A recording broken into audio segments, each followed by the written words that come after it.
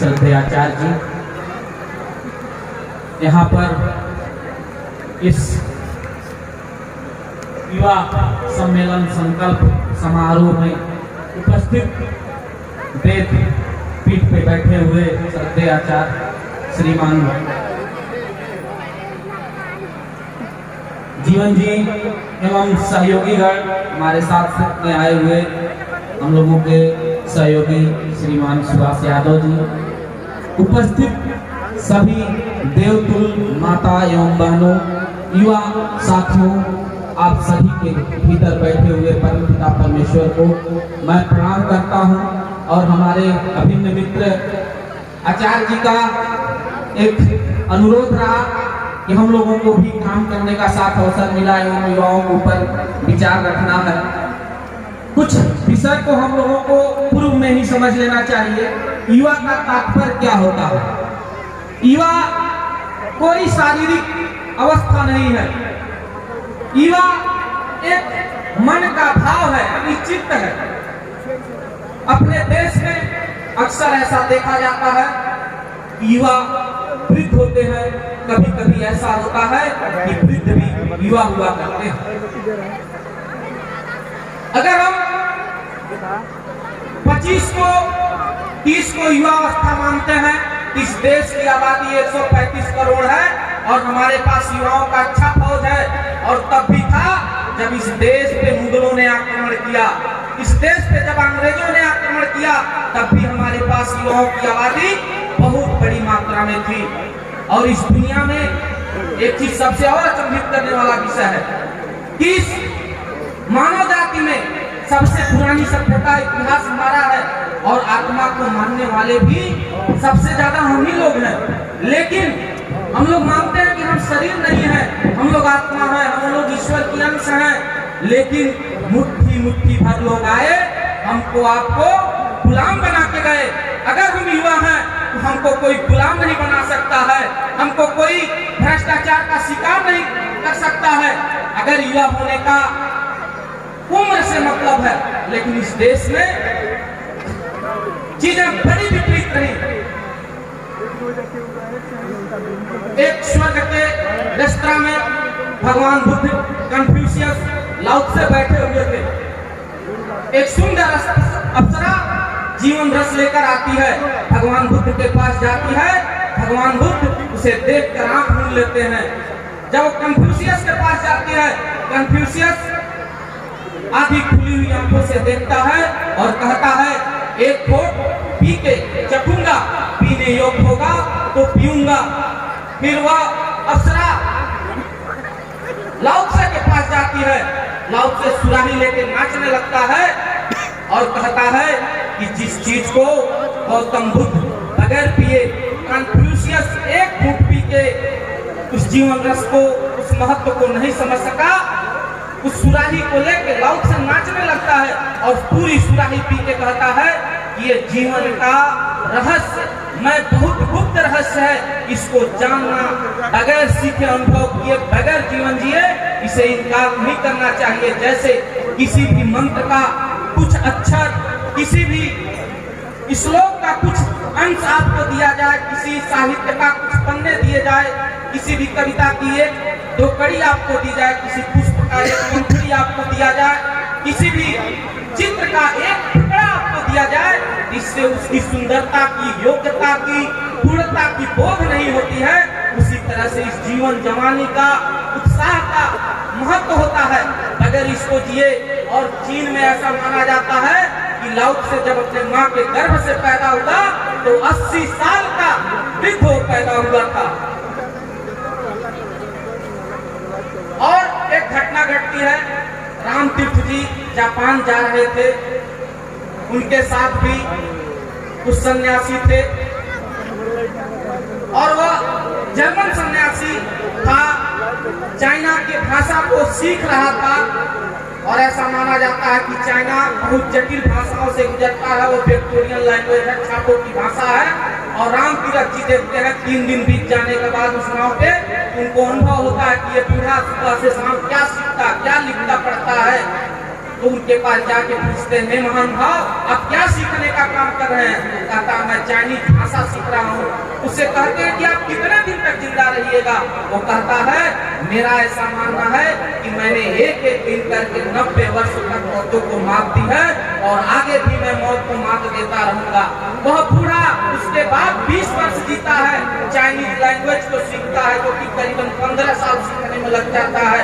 फ्रांसीसी भाषा में अनुवाद करके, अपने जर्मन भाषा में अनुवाद करके अपने देश को उपलब्ध कराता है।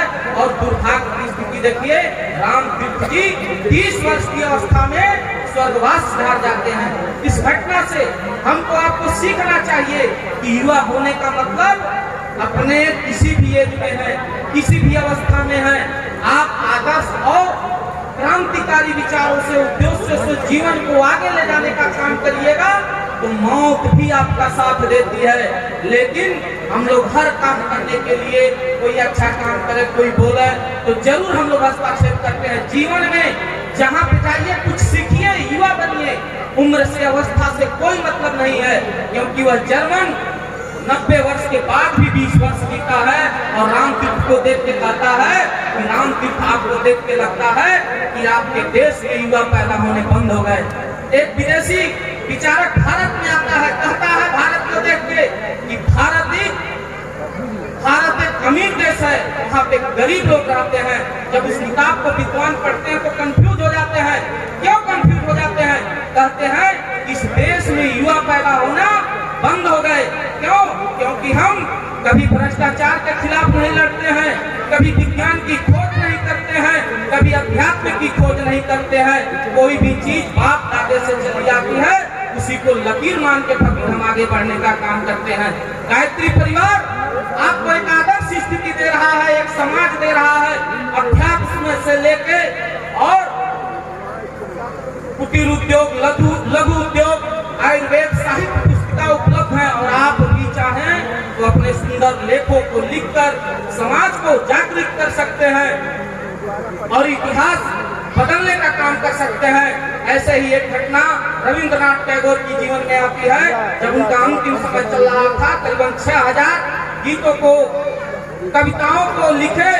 उसके बाद उनसे विचारक मिले, कहे आप तो बहुत प्रसन्न मर रहे हो कि आप जीवन में इतना लंबा जीवन जिए।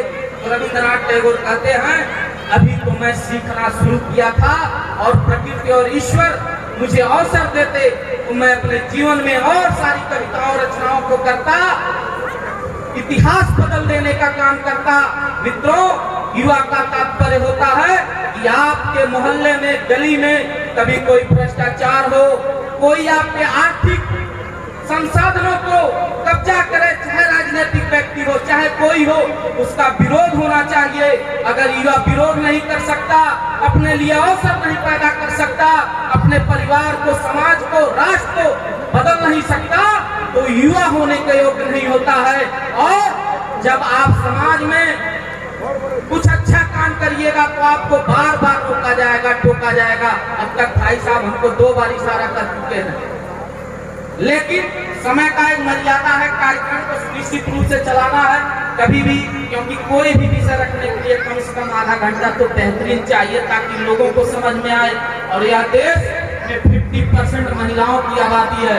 महिला की आबादी ऐसी है कि अगर महिलाओं को यहाँ के लोग केवल एक गृहिणी कार्य तक सीमित रखते हैं, अब सोचिए आपकी जीवन की आधी आबादी केवल आप बच्चा पैदा करते हैं, भोजन बनवाते हैं, घर का काम करवाते हैं, उसको सीमित करके रखते हैं। सोचिए जिस दिन महिलाएं आपके व्यापार में, आपके उद्योग में, आपके शिक्षा में बराबर की हिस्सेदारी और आपसे एक कदम आगे चल के निकल के काम करने लगेंगी, तो इस राष्ट्र को विकसित होने से कोई नहीं रोक सकता है। इस राष्ट्र को विकसित करना है तो मातृशक्तियों को संकल्प लेना चाहिए। शिक्षा में, धर्म में, राजनीति में, उद्योग में क्रांतिकारी स्थिति लाइए। और घर में आप बैठ जाती हैं, अब तो सोशल मीडिया का जमाना है, रील मत देखिए, अवसर मिले तो अच्छी पुस्तकों को पढ़िए। एलन मस्क के बारे में पढ़िए, वो हाई स्कूल का पढ़ा हुआ लड़का है और दुनिया का सबसे अमीर आदमी है। किसी विश्वविद्यालय में डिग्री लेने नहीं गया, इंटर के फिजिक्स और केमिस्ट्री का बुक पढ़ के स्पेस एक्स जैसे कंपनियों का निर्माण करता है और आज दुनिया में सबसे सस्ता एयरक्राफ्ट नहीं, सुपरसोनिक मिसाइलों द्वारा जो जटिल क्रायोजेनिक इंजन बनता है, जिसको भारत जैसा देश बनाने में करीबन 40 वर्ष लगाया, उस तकनीक को स्वतः हाई स्कूल इंटर की बुकों को पढ़ के बनाता है और पूरी दुनिया को आमंत्रण देता है कि आइए हम आपको अंतरिक्ष में ले चलते हैं घूमने के लिए, हाइपरलूप देते हैं चलने के लिए।